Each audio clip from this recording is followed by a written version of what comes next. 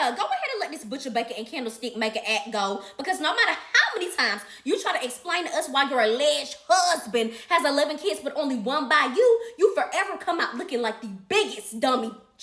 Another night, another hag. Honey, let's get into this second episode of WAGStoRiches because this ain't nothing but emotionally stunted women in their 30s, 40s, and 50s sitting up acting like fucking high schoolers. I don't know about y'all, but throughout the first episode, I kept trying to make the ties between Sherelle and MJ. Like, what do they have in common? What do they ever talk about? How did they cross paths? It just seems like if Sherelle saw MJ on the other side of the street on fire, like, she wouldn't even go over there and spit on the girl. She wouldn't even piss on the girl. So how did y'all come in contact? How did y'all get on this show? Why is she your understudy? It was not clicking to me. But when we got to the second episode at the beginning, and Sherelle was out there with Ocho Cinco on that boat with her kids, and she got in the confessionals and said, oh, I was a huge fan of Chad when I was younger. Like, I used to have his posters up on my wall. I used to have his jersey. Everything started clicking. I said, oh, that's why you like MJ. She's a younger you. Y'all are both birches. Y'all sought after this life. Y'all sought after these certain men. MJ got it done early. She claimed that, you know, like she was in high school and she had a huge crush on Kodak and he came to her school, and then when she became of age, he DM'd her when we all know Kodak don't have no type of discrepancy for no type of age, allegedly. But that's the same thing that Sherelle did. Sherelle had her eye on the prize all these years. She wasn't able to do it in her younger years because Evelyn had him. But I feel like she sat up, she studied Evelyn, she studied the spicy Latina role and everything that Evelyn did, and that is how she came into Chad's life. She came in at the perfect opportune time when he got on there with Shannon Sharp on that TV show. He was back popping, back in everybody's mouth. You know, everybody forgot about the DV, about the headbutting situation, and she jumped in when it was opportune for her, and that's why she relates to MJ. Now it's clicking.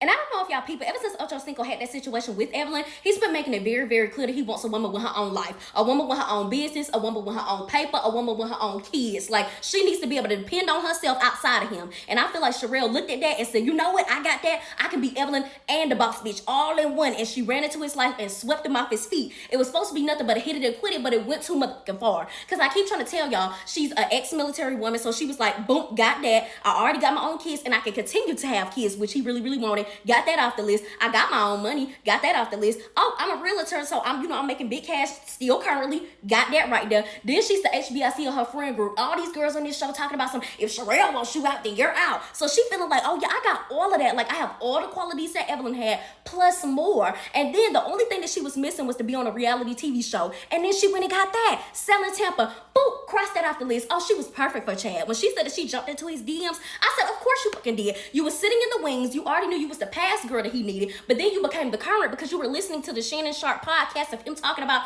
oh, I want a woman with her own coin. I want a woman that do X, Y, Z. She did all of that, and she jumped into his life. But now it done went too far because, like I said, it was supposed to be a fucking hit it and quit it, and that's why they sitting up there looking motherfucking miserable. Within 30 seconds of watching W.A.G.S and Sade talking at restaurant, I said, oh, W.A.G.S is a habitual victim. Like, within 5 seconds of W.A.G.S sitting down, she had the nerve to say, I need to take a plan B. Then Sade over there like, oh, bread. Oh, yes, we need bread.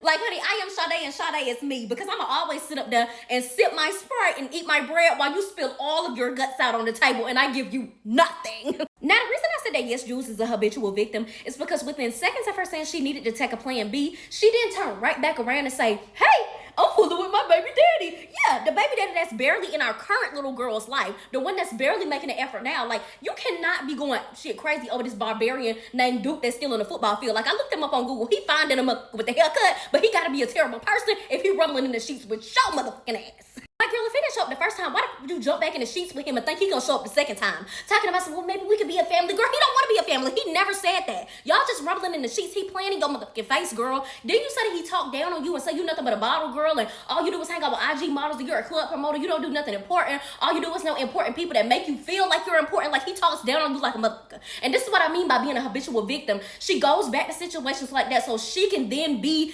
in the spotlight and be like, I'm the broken bird. I'm the mouse that's being beaten down.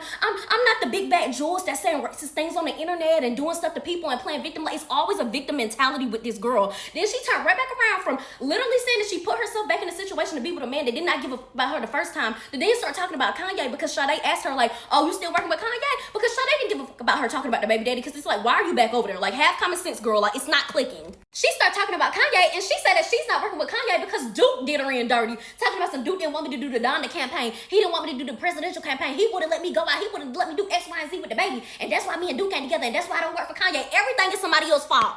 It's never about how, yes, Jules could have made better decisions. It's never about what she could have done. It's always about what Duke did, what Kanye did, what somebody else did. Like, I I am tired of this bitch already. Miranda, stay away from the studio because you can't rap. Miranda's just the ultimate bird to me because every time I see her on my screen, she always talking about how she just got released from jail because she beat a bitch up over that crackhead. Like, it's never making sense. She always putting her hands on a woman, but don't never got no smoke for him. I never see her say anything to him. It's always she knocking somebody's head off their shoulders over kissing that crackhead. Girl, you have 2 small infant children. What the f is you doing getting locked up every other day? Like, girl, you going nowhere and nowhere fast fooling with him. Watching Keita try to explain why her man has 90 kids and none of them are hers took me clean the fuck out. I don't care what nobody say. Keita is in psychosis. Like, she's numb to the motherfucking bullshit. The fact that she got up in that confessional and said, oh, who's counting? I'm not counting. Who's counting the number of kids? Bitch, you're not because you're sad at home. If you hear one more thing about another baby that's not yours, bitch, you may just jump off a cliff, allegedly. Talking about some he was surprised he had 3 kids on the way after y'all got married. Girl, please. And Keita may be done, but I really hate that Sherelle tried to drag her into this drama with Sade because when it comes to the sweet situation, I don't think Sade and the rest of them girls was wrong. Like, if we all put our money in on this suite that is in very high demand because they traveled out of state and you already know they pay for hotels, clothes, all of that, and it's -7 degrees outside, everybody wanted to be inside a suite. So I know it costed thousands on top of thousands.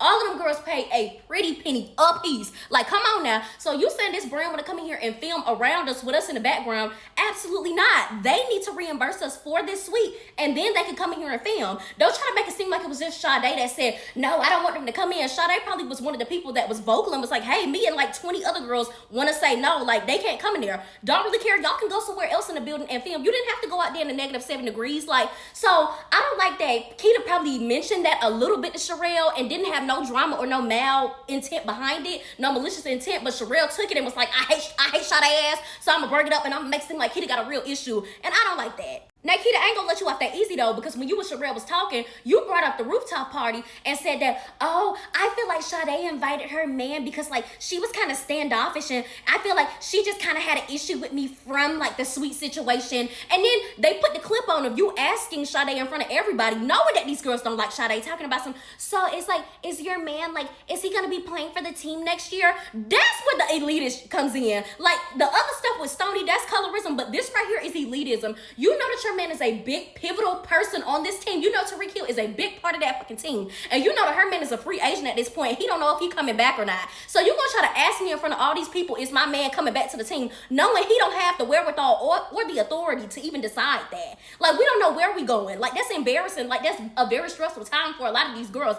They guys don't know where they going. Don't try to ask me that in front of these people. That was you being messy, Keita. Now, when they got down to this bad bitch good mama event, which I think is a very, very stupid name, Portia just showed how much of a minion she is to Sherelle, because how do you go from saying, oh, me and Sade, like, we was turn up friends for like 2 years, like, that was my main girl, to all of a sudden saying, I don't know her like that, and Sade invited herself. Like, you and Ashley are too geriatric to not have your own thought process. And if you ask me, this table scene was a true depiction of how a one-sided beef works, because how was Sade sitting over there asking for water, talking about, ooh, butter, bread, crab rolls, like having the time of her life, ain't even worried about y'all. And y'all on the other side of the table just cooking up when y'all gonna get started with this good. She said nothing to y'all. All of a sudden, you start picking at Sade. MJ shows up looking like a survivor, looking like a soldier off of the Destiny's Child video with them camo pants on like she always got on. She sit down and calls you a mean girl, Sherelle. You hear that, don't even care about hearing it, and go right back to Sade. Like, y'all pinpointed before this season started that y'all wanted to ice this girl out and punk her and beat her down and break her into submission so she could be a part of y'all clique and be a minion, and it didn't work. And I find it so funny how when they figured out that Sade was not the bitch to play with, and she doubled down on everything that she believed in and everything that she said in any past situation, and then read them down one by one down the table, you geriatric ass minion hoes, y'all all of a sudden screaming, it's not that serious. It's not that serious. Then Portia plain Jane ass gonna try to smooth it over by talking about, I'm pregnant, girl, we don't care. I gotta slap back over to Miranda real quick because I just knew with all this bird activity that her mama was white. And this Miranda talking about something, I want to be a little turned tonight, so give me a lemon drop. Like, girl, a lemon drop get you turned. Yeah, y'all young. Now, the main 2 things that stood out to me in this conversation was her mama saying, girls have always been jealous of you and all men cheat. Oh, now I know why Miranda is such a burden, why she keeps standing in this situation with a full-blown crackhead. She had 2 felon parents, allegedly. Then on the other end, you got 2 delusional parents telling you your whole life that everybody's jealous of you. Oh, it's just because you're light-skinned, you're mixed, you're pretty. They're just mad because you getting all the boys. Meanwhile, Miranda could have been a terrible-ass person. Then talking about all men cheat. No, they don't, honey. That's what insecure people say. Don't never tell your goddamn daughter that again. She got 2 kids. She got a whole daughter herself. Damn fool. Huh.